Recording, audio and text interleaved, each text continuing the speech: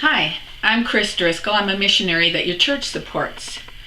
From 1998 until 2007, I was a full-time missionary in Honduras, Central America, working in church planting, and I also worked with short-term teams coming from the United States, doing medical and evangelism clinics.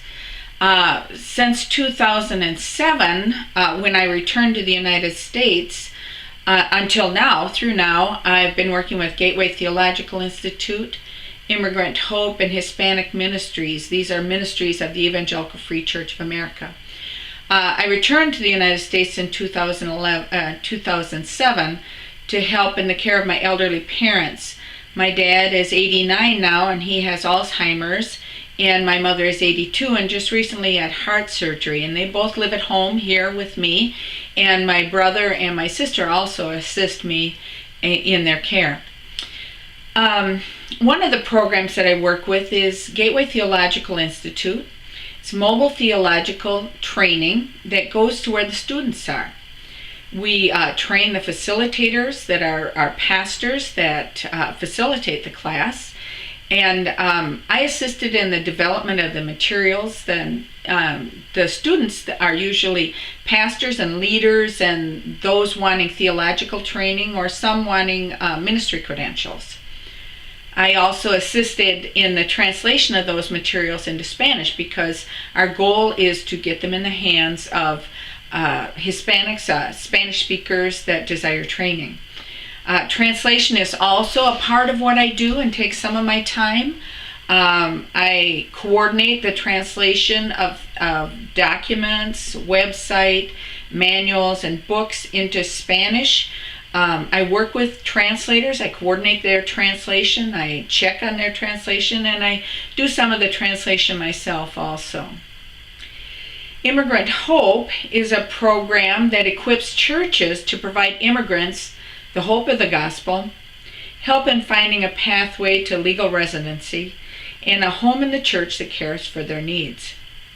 The vision of Immigrant Hope is for churches to be welcoming places where Christians love their neighbors and strangers are embraced, cared for, given wise, law-abiding counsel, and most of all, are introduced to Jesus Christ.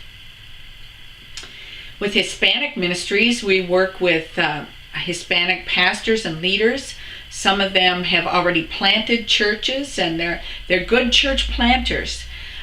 We have worked with a program that the Evangelical Free Church has that works with English-speaking people that are interested in planting churches. It's called Boot Camp. And what we did, we took the boot camp program, we contextualized it for the Hispanic culture, and we translated the materials so that Hispanic pastors and leaders can now be taught successful church planting techniques. We also have something called Church in a Church, where the English and Spanish congregations or other language congregations form one church, meeting together in one location, having the same staff, same budget, pretty much same everything, except being taught and worshiping together in two separate languages. The beauty of this is, especially for the children of immigrants, first-generation immigrants, the children are second-generation immigrants. They usually know English because they grow up learning English in school, speaking English. So they worship and are taught in English, but in the same church that their parents are. And the beauty of this is that families worship together in the same church and consider the same church home. We're really excited about that. We also have something called, we've created a toolbox for Hispanic churches and for pastors that helps to plant, strengthen, and grow Hispanic churches. Tools to keep them connected with the wider church group, church body, wider Christians throughout the United States, and also helps them to have resources be available to them, just different tools that they can use. Now, my work environment is my home office. I work from home via the internet and virtual office. I usually travel to the national office in Minneapolis about once a month and travel to some other locations also. I try to visit Honduras once or twice a year, and I'll be going there. In fact, I'll be there from the 16th of October to the 30th of October.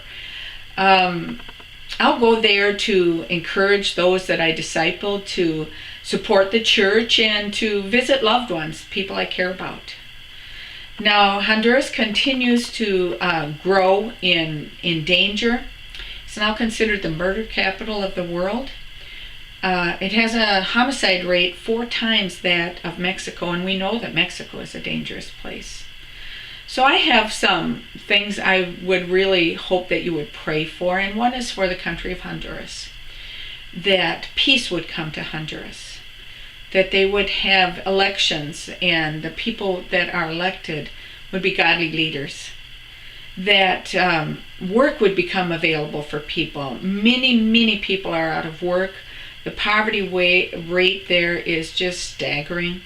But even many professionals, doctors and lawyers and other educated people cannot find work there. I also pray for stamina for my brother and sister and I as we care for our parents during this phase of their life. And I ask that you would pray for the ministries that I'm involved with and that God's called me to, that God would continue to provide for these ministries and bless these ministries.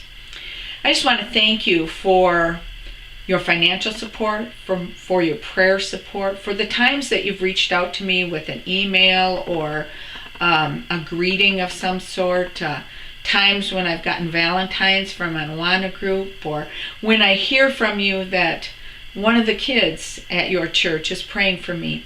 Can't tell you how much it means to me and how much your personal care for me means to me. So together we're working to build God's kingdom, and I just want to thank you for your partnership. May the Lord bless you richly.